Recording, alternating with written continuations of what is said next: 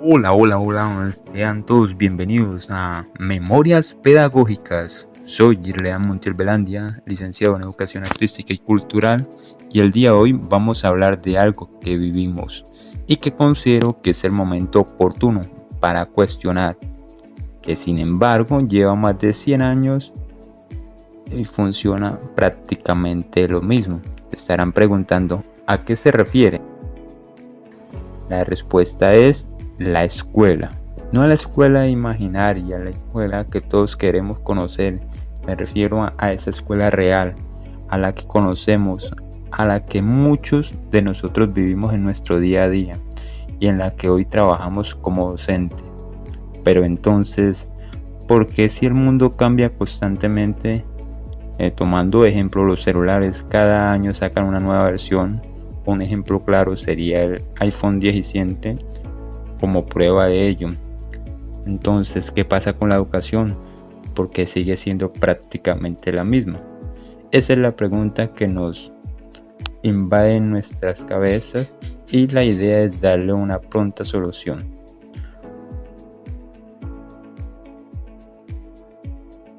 Para entender esta situación es necesario preguntarnos por qué la escuela es como es. Para ello hay que remontarnos a su origen. Y su origen no es un río neutral.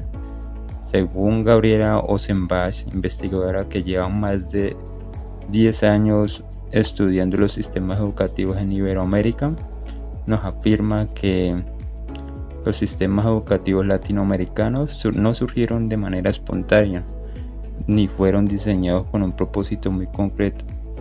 Estos diseños fueron algo muy específico, que respondieron a intereses políticos, económicos e incluso hasta religiosos, que no coincidían por los intereses de los estudiantes.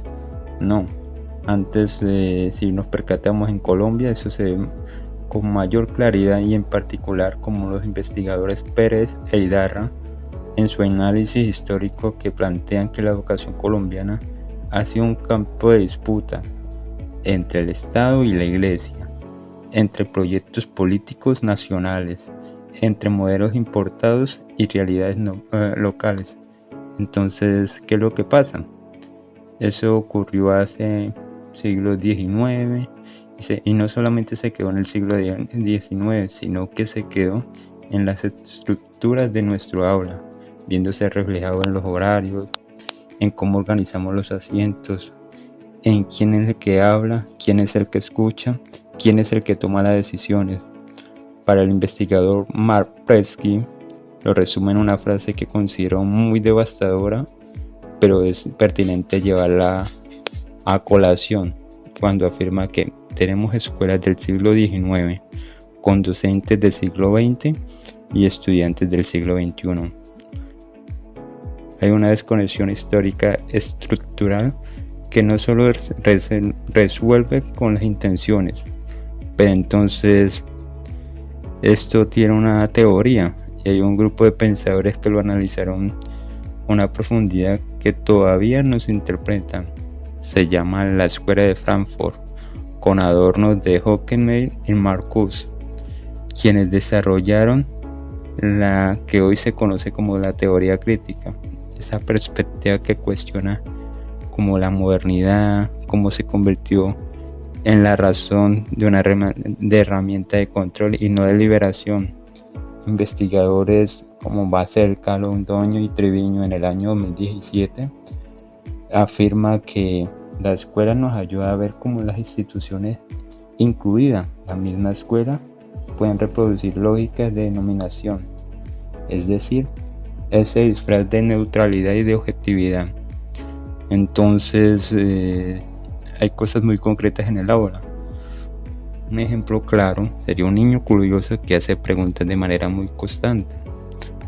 Para un docente termina siendo ese estudiante cansón. O el caso de una niña que aprende mejor moviéndose, tocando, construyendo, y la etiquetan como la despistada o la distraída, porque no tenga un problema, sino que el sistema educativo que fue diseñado para otro tipo de sujetos. Para el investigador Maldonado, quien nos habla de las pedagogías críticas, le da un nombre preciso a lo que siente ese docente, que ve todo como real, pero no sabe cómo cambiarlo. Él lo denomina el desencanto. Si ese desencanto como resulta de una práctica pedagógica que no logra conectar con la realidad de un estudiante. Entonces, ¿cuáles son las convicciones propias de un maestro? Si para el investigador Vinnie Mills en el 2010, quien añade algo que me parece fundamental en el discurso de la innovación de la tecnología. Tampoco es de mencionar que esta es la solución automática, el hecho de poner tableros inteligentes, televisores inteligentes o incluso tabletas en un salón.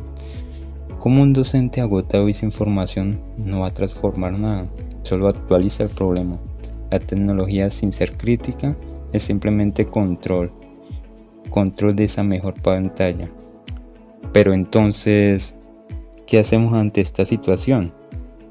Hemos dicho anteriormente que el sistema tiene una historia que lo explica todo y que lo condiciona. Hemos dicho que reproduce lógica, que siempre nos amarra, pero quedarnos solo ahí, solo porque se vuelve cíclico, y exactamente aquí es donde la pedagogía crítica nos ofrece algo muy concreto. Para Henry Giroux, en sus estudios en el año 2013, nos habla de la pedagogía crítica en tiempos oscuros. Pero se preguntarán, ¿cómo así? Plantear esta pregunta no es el sistema de cambio. La pregunta es, ¿qué hace el docente hoy en día dentro del sistema educativo? No es esperar a que cambien el currículo, es empezar a enseñar distinto desde el ya, desde el hoy. Es realizar esa ruptura epistemológica desde la práctica cotidiana. Para López dice, vamos a aterrizar algo de manera práctica. La pedagogía crítica es esa propuesta para el aprendizaje significativo. No es una cosa de universidades ni de teorías, es preguntarle lo básico a un estudiante, qué es lo que piensa de lo que acaba de leer. Es conectar ideas de la clase, de la temática con lo que está pasando en su vida. Es preguntarle cómo se sintió, es evaluar si comprendió, no si memorizó. Entonces nos recuerda que la teoría crítica en la investigación educativa no es un ejercicio plano, abstracto, sino que es una herramienta para transformar las prácticas concretas dentro del aula. Boltinit, en sus investigaciones en el año 2007, nos deja una idea que me parece el mejor intento para cerrar esta conversación. Él no nos está pidiendo algo extraordinario, nos está pidiendo que desde lo mínimo, que la escuela ayude a las personas a cuestionarse, a florecer, a hacer más de lo que pide el sistema. Habían previstos para ello.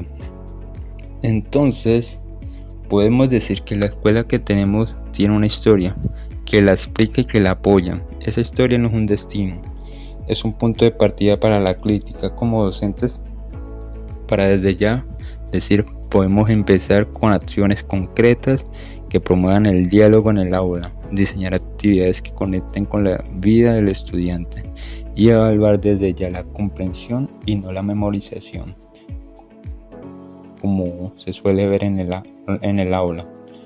Porque algo nos enseña todos estos autores, es que el cambio no es de esperarse a que nos cambien el sistema educativo, a que este sistema educativo se transforme. El cambio empieza desde ya, en las aulas, en las clases, en las decisiones pedagógicas. Siendo así, esto ha sido todo por hoy. Muchas gracias por acompañarnos en este primer momento denominado Memorias Pedagógicas. Hasta la próxima.